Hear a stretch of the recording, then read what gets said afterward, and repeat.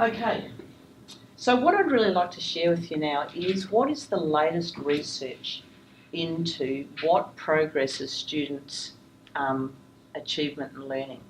And this is stuff I've been working on for the last 3 or 4 years, and it's not currently known in the vet sector. If you worked in a primary school or in a high school, you'd know about it, but people in vet have not heard about this, and I think it's really, really important information. There was a guy called Professor John Hattie who developed a way to put together and rank all the different influences in his study on a book called Visible Learning. This is it. Who's ever heard of this guy, John Hattie? Okay, a few of you. So will you just allow me to, and you can butt in if you might know more than me. This was the original book that he did, actually.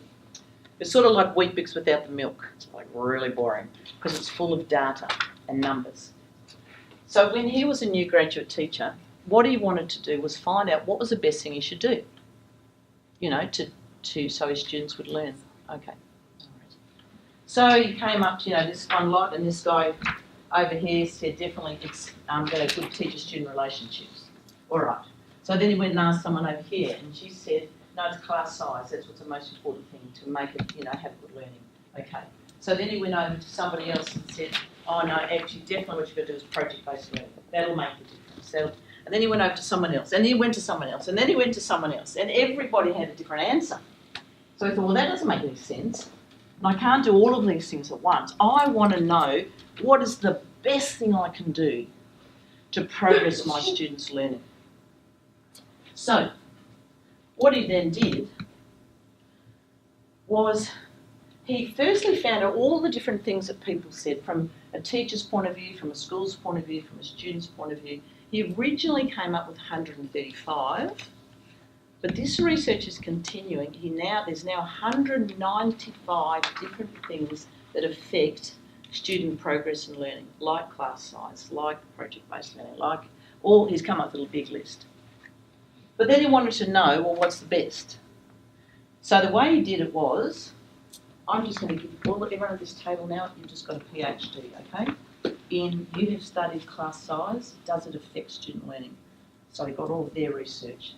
Then this table over here, they had all researched project-based learning, and he got all their PhDs. And it did the same of all those 195, originally 135 different effects.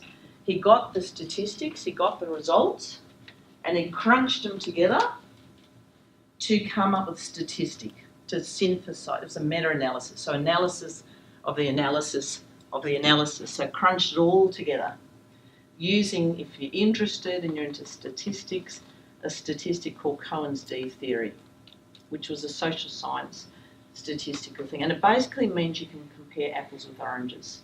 You can compare class size with project-based learning, with teacher-student relationships to see. And this happened over 25 years with 250 million students internationally, from little right up to tertiary. And the overwhelming thing that he found was, no matter what age you are, no matter what subject you're teaching, no matter which area you're teaching in, some things stand out hugely. So, 1,200 different studies, 250 million students, and he was able to work out what are the things that have the greatest effect. Tell you the answer. Well, firstly, what he found has the greatest effect is teachers. You guys. You are change agents. We can't affect what students bring. We can't affect their socio-economic background, what's the trauma or whatever has happened to them. We can't do anything about that. One thing he did find out, though, is students do not have to be affected by where they come from. And I think this is a really big message for you, particularly teaching in this area, which is very challenging. I spend most of my life working with disadvantaged learners and students affected by trauma. It does not have to be a life sentence. So we are change agents, more so than home or the school or their friends. We can be a pebble in a pond. Sometimes we don't see it immediately. So what he found out, the good news is that 95% of the time, what you do works. If you have a pulse and you're in a classroom, you will learn something. Okay. But this was what was really interesting. Because 95% of everything works, 0 as a tipping point, as a determinant, was not the best place to start because most things work. There's a very few things that have a negative effect, which is minus. Things like changing schools actually has a negative effect on learning. Now, everyone's got an Uncle Harry who moved schools and did much better, but mostly when kids change schools, they've got to make new friends, they've got to settle into a new place. It's actually really difficult. Staying down a grade does not help. It's actually got a negative effect. You know why? Because they get taught exactly the same way they got taught the year before. So but we won't go into all the details.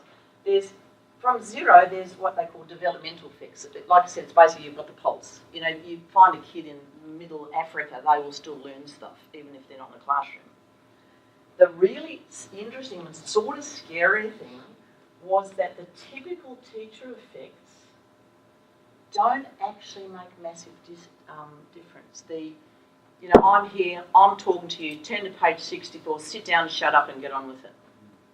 You know, the traditional teaching model, probably all of us, and I can say this because I think you and me have got the best grey hair in the room, but I don't use dye. But the way in which we got taught as kids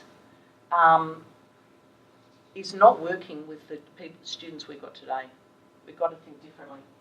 So therefore what he decided is the hinge point should be 0.4, statistically. So 0 was, because 95% works, 0 doesn't work. 0.4 is equivalent, he found in the research, to 1 year's progress in learning. So if you were using this effect in your classes, you would expect your students to move ahead by 1 year. So, I was a blonde. Keep it simple, stupid for Karen. The easiest way to go is 0.4, anything above 0.4 is good.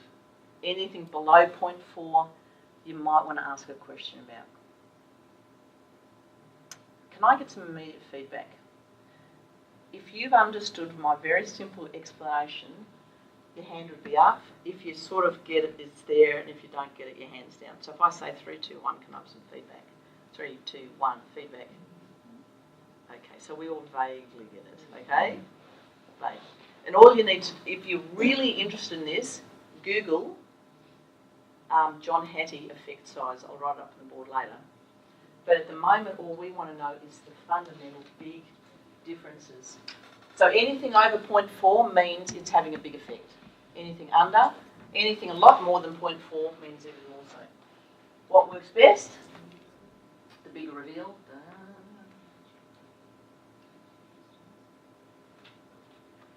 The absolute top. How many times 0.4 is 1.62? 4, 8, 12, 16, 4 times. Your estimate of what your students will achieve has the biggest impact. Who thought teachers? I think you guys sort of, yeah. When your student walks into your class, if you think they're going to be an idiot, they will be. If the teacher in a high school had them and said you're lazy, they will be. What you're doing today, collective teacher efficacy, just a fancy way of saying teachers getting all together, that is the second most effective thing you can do. Because what we're going to do now, share strategies, learn from each other. This one used to be the highest for a number of years. It's only just been overtaken. It's described as students' self-expectations or self-reported grades, 1.33. So if a student comes into your class and says, I'm excited about this and I really want to learn this, they will do really well. Even if it's going to take a while. If a student comes in going, I hate this is stupid and I'm hopeless at it, they will. So what we have to know as teachers, and we'll do this in the next session, not today, is how do we build positive mind frames for learning? how do we shift students from a fixed mindset of I'm dumb, I'm stupid, to a growth mindset of I can learn.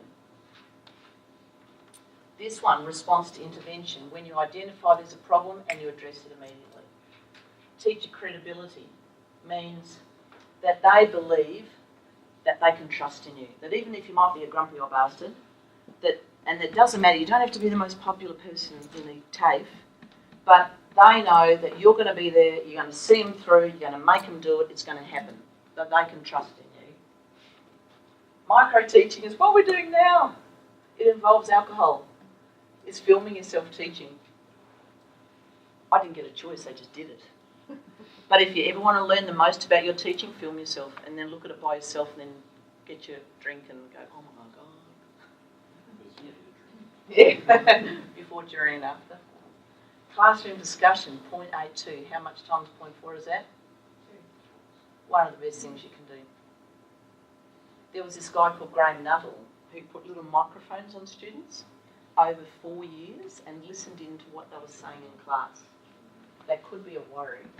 I didn't get any formal shielding for that. But over 4 years he checked in, what are they talking about? What are they talking about? And even if the teacher spoke for 80% of the time, 80% of the time they learn from each other. Say, what did he just say? How do you do that? What are you meant to do? I didn't get that. What's it meant to be? So it means using classroom discussion is really important. It's even more so important because 80% of the time they're wrong. So we've got to know that they will always learn from each other. We've got to set up structures to assist them. Intervention for students with learning problems, dyslexia, ASD, ADHD. We're going to talk about that next session. Makes a huge difference. Teacher clarity, as I said before, being clear about what you're teaching and what the learning outcome is. Reciprocal teaching, teaching each other. And feedback. I've asked for your feedback just before. You know, I've asked for your feedback over there. Constantly getting feedback as to how the learning is going. Interesting? Surprising? Okay, I'll write his name up there. I can't be bothered reading boring research books. I just Google these people on YouTube and it's really interesting. So what we are going to do today is model this practice about knowing where you're going in the learning, checking into your prior learning, what you already know, setting your goals for learning, ready for next time, having some focused attention to learning with direct instruction. You have to teach skills, don't you? You can't just say to your students, make it up. You have to be clear, but like I have, that's why I said I'll talk for about 10 minutes and then you can stop. I have to give some clear direct instruction, but then get you to check in on your learning through discussion. Then I get some feedback. Did you understand that or not? Do I have to explain it again? Then get you to teach each other, because what's this old story? When you teach someone else, you learn it. And then provide further feedback to say, you got that completely wrong. Or, you know, you sort of half had it right, but we need to do that again. And then give some further feedback. And then check in where we go next. So that's what we're doing. Based on the research. The reason we're doing it is because the research says that is the best way to go. And I'm sure you do it.